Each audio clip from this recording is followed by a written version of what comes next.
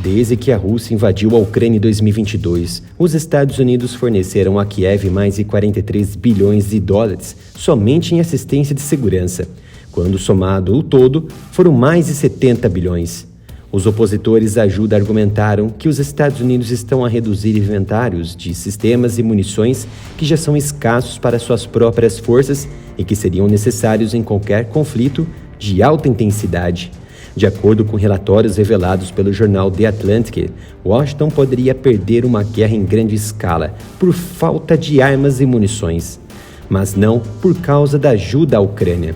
Num conflito importante, os Estados Unidos ficariam sem munições em poucas semanas, em menos de uma semana para algumas categorias cruciais. A quantidade de armas que fornecem à Ucrânia é apenas uma somatória em comparação com as armas necessárias que os militares possuem em estoque. Isso não era uma realidade décadas atrás, e esse quadro tem rescaldo dos últimos 9 anos fiscais. Orçamento após orçamento cedeu poder de combate, cortes antecipados de armas necessárias e fechamento permanente de linhas de produção. Muitos pensam, os Estados Unidos ajudaram belicamente muitas nações, forneceram transferências de tecnologias, ficariam à deriva em caso de desarmamento de seus estoques? Para o relatório do jornal The Atlantic, Washington não pode confiar nos aliados para se abastecer ou conceber um programa de empréstimo ou arrendamento para enviar armas e consumir armas em caso de guerra iminente. Até porque, se os Estados Unidos estiverem em uma grande guerra, certamente os aliados serão empurrados também. Por exemplo, mesmo antes de começar a enviar armas para a Ucrânia, os militares britânicos estavam tão mal abastecidos que numa grande guerra ficariam sem munições numa semana. Para estancar essa sangria, o ideal é isolar a Ucrânia e recuperar os estoques? Isolar a Ucrânia não resolveria o problema de subcapacidade. É preciso aumentar dramaticamente os gastos e acelerar a produção de defesa interna. Em dezembro do ano passado, o Pentágono anunciou que a nova estratégia de guerra cobriria as demandas internas e da Ucrânia. No entanto, visava assumir totalmente esta responsabilidade até 2028. Percebendo essa dificuldade, o exército americano aumentará a produção de projéteis e artilharia de 155 mm em mais de 6 vezes, para 85 mil por mês até o ano fiscal de 2028. O objetivo é reabastecer a munição que vai para a Ucrânia em grande número para ajudar na luta contra a Rússia e garantir que o serviço tenha os níveis certos em seus próprios estoques.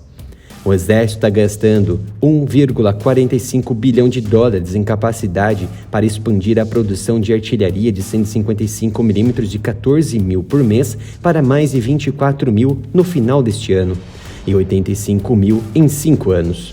O adversário capaz de forçar uma guerra de alta intensidade contra os Estados Unidos é, obviamente, a China. E a China dá sinais preocupantes de interesse em fazê-lo. A comunidade de inteligência americana avalia que os chineses gastam cerca de 700 bilhões de dólares por ano em defesa, aproximando-se dos níveis de despesa dos americanos. Está em vias de triplicar o seu arsenal nuclear até 2035. A inteligência americana avalia que a China pretende ser capaz de conquistar Taiwan até 2027. O próprio presidente Biden disse que os Estados Unidos enviarão tropas para defender Taiwan se for atacada. No entanto, o presidente Biden cortou o orçamento para as tropas, navios e aeronaves até 2035. O Congresso acrescentou 29 bilhões de dólares ao primeiro orçamento de defesa de Biden e 45 bilhões de dólares ao segundo orçamento. Também atribuiu financiamento suplementar para substituir os equipamentos às forças americanas, ao mesmo tempo em que fornece à Ucrânia. Já conferiu as novidades na loja Área Militar? Temos novas camisetas, canecas e botões com estampas incríveis, e tudo por um preço que cabe no seu bolso. Acesse umapenca.com/Área Militar. Outro problema levantado pelo relatório do jornal americano foi que $1 em cada 8 do orçamento em 2023 vai para coisas que pouco têm a ver com recursos para vencer guerras. O atual orçamento da defesa contém 109 bilhões de dólares em despesas para itens não relacionados com a defesa, que pertencem mais adequadamente aos orçamentos de outras partes do governo, como o Departamento de Educação. As administrações tendem a incluir esses itens no orçamento da defesa, porque é a única lei de dotações com garantia de aprovação. E os políticos gostam de afirmar que estão a aumentar os gastos com a defesa, mas os Estados Unidos não estão concentrando seus gastos em armas e munições essenciais.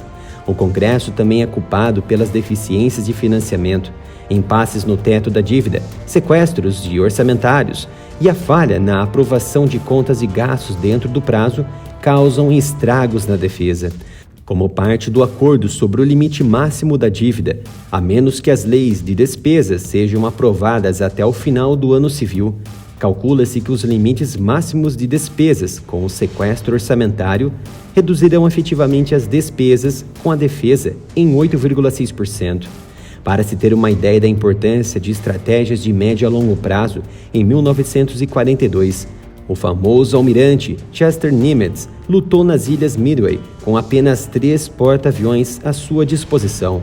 Menos de 3 anos depois, ele iniciou operações nas regiões das Ilhas Marianas com 15 porta-aviões novos, maiores e mais rápidos para alimentar a guerra.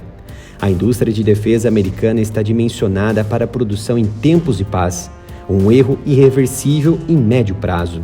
Para se ter uma ideia, nas atuais taxas de produção, a simples substituição da munição de artilharia de 155 mm e dos mísseis Javelin e Stinger fornecidos à Ucrânia levará mais de 5 anos.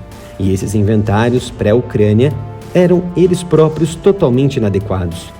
Quando os Estados Unidos saíram da Segunda Guerra, haviam milhares de empresas trabalhando no setor bélico para impulsionar a nação. E quando a Guerra Fria ultrapassou o seu auge nas décadas de 60 e 70, as indústrias locais foram diminuindo progressivamente. Foi então que houve o fim da União Soviética em 1991. Os Estados Unidos tinham 54 empresas que produziam importantes artigos de defesa. E neste ano de 2023, esse número se reduziu drasticamente para apenas 5. A América colheu um dividendo de paz após a Guerra Fria, mas continuou a ganhá-lo mesmo quando o mundo se tornou mais perigoso. A falta de produção de defesa criou uma lacuna alarmante entre o que os Estados Unidos dizem que podem fazer na sua estratégia e aquilo de que são realmente capazes. E com base nos relatórios divulgados, o país pode não ter capacidade de travar uma guerra convencional, podendo optar pelo arsenal nuclear para encurtar este caminho, assim também como a China e a Rússia. Quer continuar expandindo seu conhecimento e ficar por dentro sobre geopolítica e defesa? Não se esqueça de se inscrever no canal e ativar o sino de notificação. E você também pode receber nossas análises diretamente no seu celular, através do grupo no Telegram. Deixamos um link aqui nos comentários.